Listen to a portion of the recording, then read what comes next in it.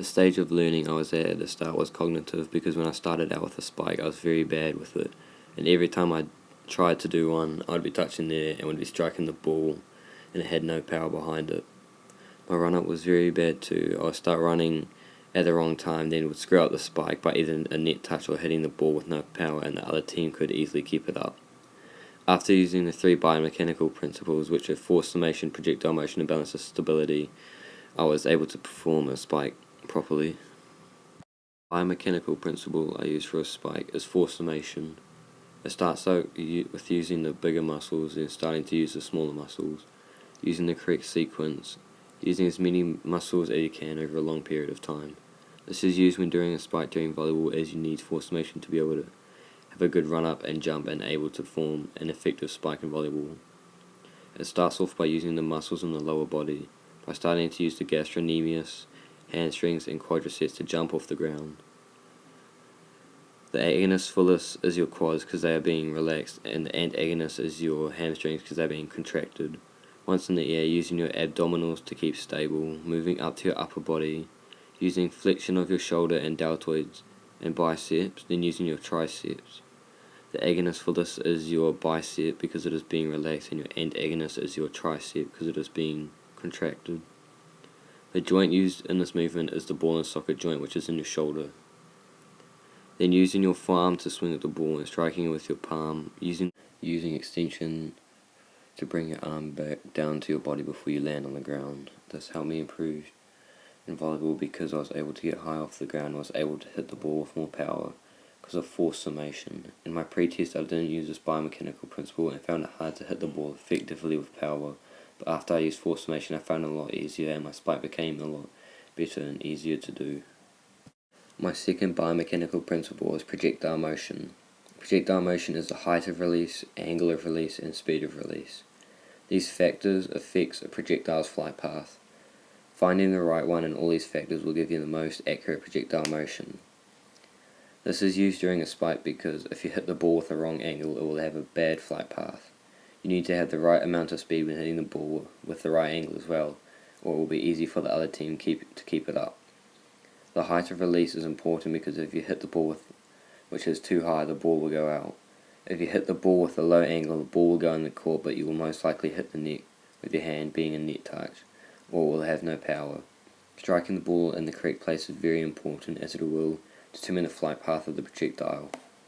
The muscles used in this was my upper body, as was most of the power being used by force summation, and by the factors involved in it. Projectile motion helped me improve in volleyball because when performing a spike I didn't keep hitting it out, and when hitting it I was able to hit it in the right place, giving it the most amount of power. In my pre-test I was always hitting the ball in the wrong place and it never seemed to be effective. Only sometimes would it work. With my post-test, after I started to change the height and angle of release, it started to work a lot better and I saw a lot of difference. My third biomechanical principle was balance and stability. Balance and stability is used during volleyball because if you spawn with a spike, when you land, if you are not stable you have a chance of rolling your ankle, but if you lower your centre of gravity by getting closer to the ground when you jump, you will be more balanced in the air. The main reason I used balance and stability was because that I could perform a spike effectively. It wouldn't be effective if I wasn't stable, because I would try and hit the ball, but I would be more focused on trying to keep stable so I don't roll my ankle when I land. Having a wider base of support will increase your balance as well, because if your centre line of gravity is within your centre of support, you are more stable, and if it isn't, you're not stable. The muscles used to keep balanced and stable were my Achilles and gastrocnemius for your lower legs, then moving to your upper legs using your hamstrings and quadriceps. This helped me in volleyball because I didn't injure myself from rolling my ankle. Also, before jumping I was a lot more stable, and also when landing this allowed me to become better at spiking the ball. Combining all these principles together worked very well for me, as using all these principles I could perform a spike extremely well. As using balance and stability, it kept me balanced when performing a spike and afterwards when landing, which meant I wouldn't roll my ankle. Using projectile motion let me hit the ball with more power and to be accurate with it as well. Using force summation to get my run up and hitting the ball right, it gave me the best spike I could get. The biomechanical principle that worked best for me was projectile motion, because after I was able to jump high enough, after practicing my run-up by using whole part, whole learning, after my run-up and jump was right, I just needed to get hitting the ball right.